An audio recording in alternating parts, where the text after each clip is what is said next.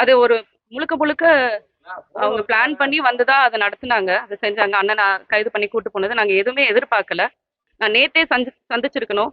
அண்ணனையும் என் தம்பி சுபாவையும் அங்க காவல் நிலையத்தை வச்சிருக்காங்க.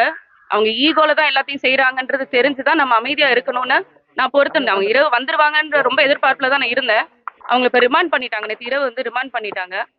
சரி, இதுக்கு மேல நம்ம பேசாம என்ன நடந்ததுன்றதை உங்ககிட்ட சொல்லிடணும். மீடியாவுக்கு நான் ரொம்ப நன்றி சொல்லணும். ஏன்னா அவங்க நான் எங்களோட சிசிடிவி கவர் பண்ணது கேட்டுக்கு வெளியே, அந்த இடப்பட்ட இடத்துல வந்து நான் எங்களுக்கு இல்ல, சிசிடிவி கவரேஜும் இல்ல. அதை கவர் பண்ணி கொடுத்த மீடியாவுக்கு நாங்க ரொம்ப நன்றி சொல்லணும். இன்னொன்னு சம்மன் கொண்டு வராங்கன்ற செய்தி எனக்கு வந்தது. வரும்போது சரி, அன்னைக்கும் இதே மாதிரிதான் கொண்டு வந்தாங்க, வலசரவாக்கத்துல இருந்து கொண்டு வந்தாங்க. அவரு ஊர்ல இருக்காருன்றத தெரிஞ்சுதான் வந்தாங்க. ஆனா தெரியாத மாதிரி என்கிட்ட தான் கேட்டாங்க. நான் அவங்கள காத்திருக்க சொல்லி அவர் வந்தக்கப்புறம் சந்திச்சு கையெழுத்து வாங்கி எடுத்துட்டு போனாங்க. அப்பவே வந்து சொன்னார் இவர், 2 வாரம் முழுக்க எனக்கு தேதி இல்லை அப்படின்னு. அவங்க தான் கேட்டு அந்த 27ஆம் தேதிய கேட்டு வாங்கிட்டு போனாங்க. உங்க வழக்கறிஞர்கள் வந்து அங்க வந்து எழுதி கொடுக்கட்டும், அதுக்கப்புறம் இன்னொரு தேதி கொடுத்துக்கிறோம்னு சொல்லி அவங்க தான் சொல்லி வாங்கிட்டு போனாங்க. நேத்து வழக்கறிஞர்கள் போன போது எழுதி வாங்கிக்கிட்டு உடனே அங்கிருந்து கிளம்பிட்டாங்க சம்மன் எடுத்துட்டு. ஆனா தேதி என்னன்னு அவங்களுக்கும் தெரியாது.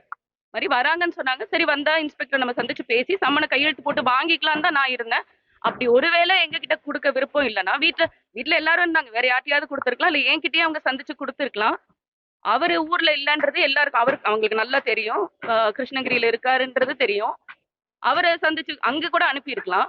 அங்க இருக்கிற காவல் நிலையத்துல அனுப்பி கூட அவர்கிட்ட கொடுத்துருக்கலாம். அதுவும் கொடுக்கல. வந்தவங்க எதுவுமே சொல்லல, சம்மனை ஒட்டிட்டு போயிட்டாங்க. நான் வந்து எனக்கு தம்பி சுபாகர் தான் கூப்பிடுறாரு.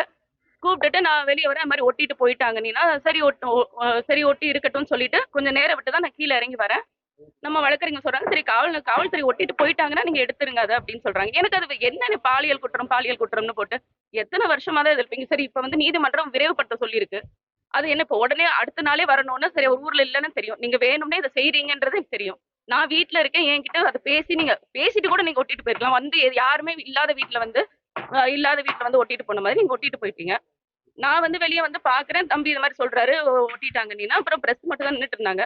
எனக்கு எனக்கு ரொம்ப அன்ஈசியா இருந்தது அவங்க முன்னாடி வர்றதுக்கு. நான் அது நைட் ட்ரெஸ்ல இருந்தேன், நான் வெளியே வரல. சரி, தம்பியை தான் கிளிங்க தம்பி, இல்ல போலீஸ் போகணும், போலீஸ் போயிட்டாங்க அப்படின்னு சொன்னாரு. அதனால நான் கிளிக்க சொன்னேன். நான் தான் கிளிக்க சொன்னேன் அவரை, நான் படிக்கிறதுக்காக கிளிக்க சொன்னேன். அவர் கிழிச்சு என்கிட்ட கொண்டு கொடுத்தாரு. கொடுத்துட்டு நான் அது உள்ள உட்காந்து அது 2 மூணா கிழிஞ்சதுனால உட்காந்து அதை படிச்சுக்கிட்டு இருந்தேன். எனக்கு அந்த தேதியை பார்த்துட்டே வந்து அடுத்த நாளே வர சொல்லியிருக்காங்க. அன்னைக்கு இவங்க அப்படி ஒத்துக்கலையே அப்படின்னு, அப்படி சொல்லலையே அப்படின்னு சொல்லிட்டு நான் அந்த தேதியை பார்த்துட்டு இருக்கேன். அப்பதான் நான் எனக்கு தெரியல நடந்தது என்னன்னு எனக்கு தெரியல. இந்த கேட்டுக்கு உள்ளதான், அது கேட்டுக்குள்ள நடந்தது. நான் அங்கிருந்து உட்காந்து பார்க்கும்போது கேட்டு திறந்தது மட்டும் கேட்டுச்சு, பார்த்தேன் நானு. எடுத்த உடனே ஒரு பிரவீனோட சத்தம், என்ன நீ தள்ளுறியான்னு ஒரே சத்தம். எனக்கு எனக்கு நான் இது சுத்தமா நாங்க எதிர்பார்க்கல. சம்மன் கொடுத்தாங்க, நாங்க சம்மனை வந்து எடுத்து வச்சு நாங்க படிச்சுட்டு இருக்கோம், அவ்வளவுதான். நான் சுத்தமா அதை எதிர்பார்க்கல. அப்புறம் அங்கிட்டு தள்ளிட்டு போறாங்க, செய்யறாங்க. அப்புறம் நான் அண்ணன் இப்படி இழுத்துட்டு போகும்போது தான், நம்ம எப்படி சும்மா இருக்குது, நம்ம நாங்க எல்லாம் உங்களுக்கு தெரியும், நாங்க வந்து கட்சி ஒரு குடும்பம் மாதிரி நாங்க எல்லாரும் சேர்ந்து ஒன்னா பயணிக்கிறோம். எங்களை விட கூட இருக்கிறவங்க மேல கைய வச்சாதான் எங்களுக்கு இன்னும் கோவம் வரும்ன்றது உங்களுக்கு நல்லா தெரியும். மென்டலி எங்களுக்கு டிஸ்டர்ப் பண்ணணும். அப்புறம் வந்துட்டு அவரை கூட்டு போறாங்க. நான் வெளியே வர்றேன். வெளியே வந்து பார்த்தா அவர் ஒரு ரிட்டையர்டு ஒரு எக்ஸ் சர்வீஸ்மேன். அவரை வந்து எப்படி ஒரு குப்பை மாதிரி நீங்க எல்லாரும் பார்த்துட்டு தான் இருந்தீங்க. அவர் எப்படி உள்ள தூக்கி போடுறாங்க. அவர் இங்க செக்யூரிட்டியா இருக்காரு, நம்மளுக்கு பாதுகாவலரா இருக்காரு. அவருக்கு கன் வச்சிருக்கிறதுக்கான லைசன்ஸ் வச்சிருக்காரு. அவரு அதை கையிலேயே எப்பவும் வச்சிருக்காரு, தன் பையில எப்பவும் வச்சிருக்காரு. அவரை அப்படி உள்ள தூக்கி போட்டு கொண்டு போறீங்க. நான் பார்த்துட்டு நான் போறேன். எனக்கு என்ன நடந்ததுன்னு தெரியாது. நான் போய் அவர் பிரவீனை அணுகும்போது, இன்ஸ்பெக்டர் அணுகும்போது அவர் சொல்றாரு, பாருங்க என்ன நடந்தது, என்ன பண்ணிட்டாரு பாருங்கன்றாரு.